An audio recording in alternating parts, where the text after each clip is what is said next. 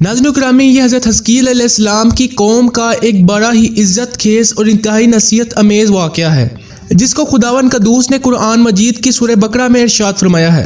नाज़रीन इकरामी, हज़रत हज़कील अलैहिस्सलाम हज़रत मूसा अलैहिस्सलाम के तीसरे खलीफा हैं जो नबूवत पर सरफराज किए गए। हज़रत मूसा अलैहिस्सलाम की वफ़ात के बाद आपके खलीफा अव्वल हज़रत यूशा बिन नून अलैहिस्सलाम हुए, जिनको अल्लाह ताला ने नबूवत अता फरमाई। इनके बाद हज़रत कालिब बिन यूहन्ना अलैहिस्सलाम हज़रत मूसा अलैहिस्सलाम की खिलाफत से सरफराज होकर मर्तबा नबूवत पर फाइज हुए। फिर इनके बाद हज़रत हज़कील अलैहिस्सलाम हज़रत मूसा अलैहिस्सलाम के जानशीन और नबी हुए। नाज़रीन इकरामी, हज़रत हज़कील अलैहिस्सलाम का लक़ब इब्ने अल जऊस यानी बुढ़िया के बेटे का है और आप ज़ुल्कफ़ल भी कहलाते हैं। इब्ने अल जऊस की वजह यह है कि ये उस वक़्त पैदा हुए थे जब इनकी वालदा माजदा बहुत बुरी हो चुकी थी, और आपका लक़ब ज़ुल्कफ़ल इसलिए हुआ कि आपने अपनी कफ़ालत में लेकर 70 अंबिया कराम को कत्ल से बचा लिया था, जिनके कत्ल पर यहूदी कौम आमादा हो गई थी। फिर ये खुद भी खुदा के फजलो करम से यहूदियों की तलवार से बच गए और बरसों जिंदा रहकर अपनी कौम की हदायत फरमाते रहे। नाज़रीन इकरामी, इसके अलावा आपने मुर्दे भी जिंदा फरमाए। इसका वाक़या ये है कि बनी इसराइल की एक जमात जो हज़रत हज़कील अलैहिस्सलाम के शहर में रहती थी, शहर में ताऊन की वबा फैल जाने से इन लोगों पर मौत का खौफ सवार हो गया और ये लोग मौत के डर से सब के सब शहर छोड़कर एक जंगल में भाग निकले और वहीं रहने लगे।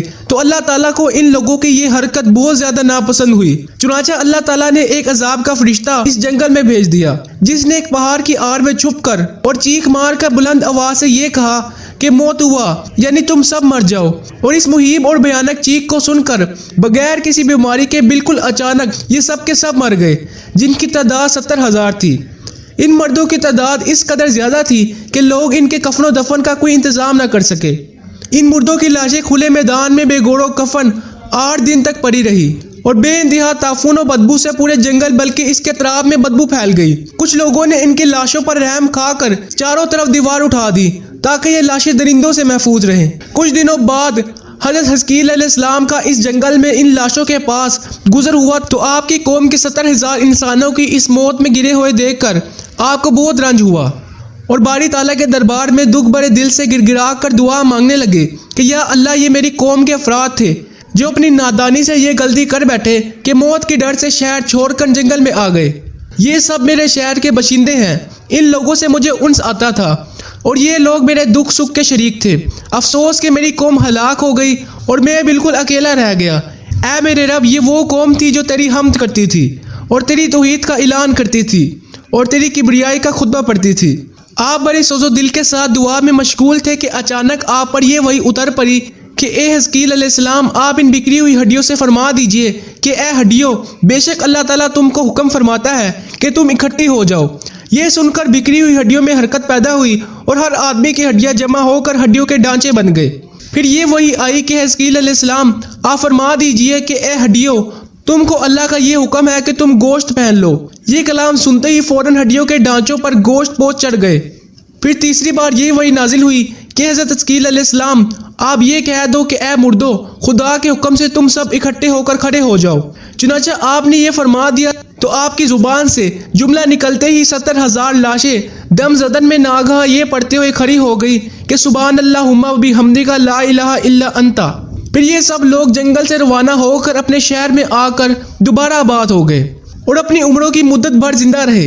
लेकिन इन लोगों पर इस मौत का इतना निशान बाकी रह गया कि इन लोगों के औलाद के जिस्मों से सड़ी हुई लाश की बदबू बराबर आती रही और ये लोग जो भी कपड़ा पहनते थे वो कफन की सूरत में हो जाता था और कब्र में जिस तरह कफन मैला हो जाता था ऐसा ही मैलापन इनके कपड़ों पर नमूदार हो जाता था। चुनांचे ये असरात आज तक इन यहूदियों में पाए जाते हैं जो इन लोगों की नस्ल से बाकी रह गए। नाज़रीन इकरामी, बनी इसराइल के इस मुकीरुल वाक़े से ये हिदायत मिलती है कि आदमी मौत के डर से भागकर अपनी जान नहीं बचा सकता, लिहाजा मौत से भागना बिल्कुल ही बेकार है। अल्लाह ताला ने जो मौत मुकद्दर फरमा दी है वो अपनी वक़्त पर ज़रूर आएगी। ना एक सेकंड अपने वक्त से पहले आ सकती है, ना एक सेकंड बाद आएगी।